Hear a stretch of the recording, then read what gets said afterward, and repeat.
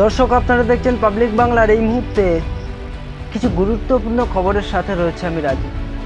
আগামীকাল অর্থাৎ 7ই আগস্ট ভাঙড়ের বিধায়ক তথা পীরজাদা নওশাদ সিদ্দিক সেই ধোলাহাট কাণ্ডে সেই আবু সিদ্দিকির পরিবারের সুবিচারের দাবিতে শিয়ালদা থেকে এবং রানী রাসমণি রোড পর্যন্ত একটা মহা মিছিলের ডাক দিয়েছেন ভাঙড়ের বিধায়ক নওশাদ সিদ্দিকি।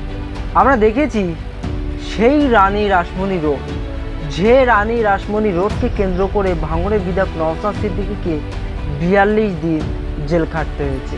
আবারও সেই মিছিলটা শেষ হবে সেই জায়গাতে, সেই রানী রাসমণি রোডে। এবারেও কি নওশাদ সিদ্দিকিকে আটকানোর কোনো কি একটা পরিকল্পনা বা কোনো কি একটা চক্রান্ত হতে চলেছে? লাখ লাখ মানুষের সমাবেশ হবে সেই শিয়ালদা থেকে এবং রানী রাসমণি রোড পর্যন্ত, লাখ লাখ মানুষের সমাবেশ।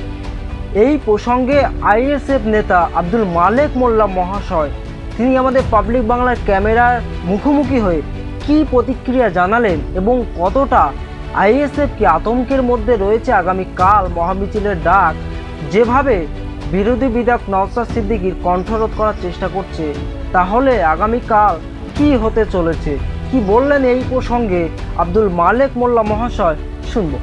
7ই আগস্ট নওশাদ সিদ্দিকী শিয়ালদা থেকে ধর্মতলা পর্যন্ত একটা মহা মিছিলের ডাক দিয়েছেন রীতিমধ্যে, কি বলবেন? শহীদ আবু সিদ্দিক হালদারকে পুলিশ যেভাবে নির্মমভাবে পিটিয়ে তাকে যেভাবে মেরে দিয়েছে, তার বিচারের যে প্রহসন চলছে, এইটাকে প্রতিবাদ জানিয়ে তার ন্যায় বিচারের দাবিতে আমরা কলকাতাতে এই প্রোগ্রাম রেখেছি। নওশাদ ভাই ডাক দিয়েছে।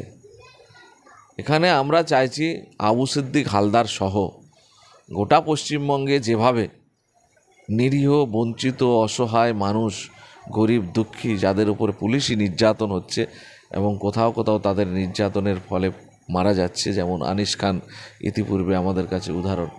এইরকম ঘটনাগুলো প্রতিবাদে, এরকম ঘটনাগুলো যাতে আগামী দিনে আর না ঘটে, আর এরকম ঘটনাগুলোর যাতে বিচার ব্যবস্থায় ন্যায় বিচার আমরা পেতে পারি, তার দাবিতে আমরা আমাদের পার্টির পক্ষ থেকে আমাদের যতটুকুনি সাধ্য আছে সেই সাধ্য সামর্থ্য মতো আমরা কলকাতাতে প্রতিবাদ মিছিল আমরা সংগঠিত করতে চলেছি। এখান থেকে আমরা গোটা রাজ্য তথা দেশব্যাপী প্রশাসনিক ব্যবস্থা বা সরকারের এরকে আমরা মেসেজ দিতে চাই, তথা দেশবাসীর কাছে মেসেজ দিতে চাই যে আপনারাও নামুন এই লড়াইয়ে। আপনারা যদি সামিল সবাই না হন, তাহলে এইরকম আপনার ঘরের আজকে ভারতবর্ষের 90-95% নিরীহ, গরিব, মধ্যবিত্ত, নিম্ন মধ্যবিত্ত মানুষ, তাদের ঘরের ছেলেরা তাদের জীবন হারাবে।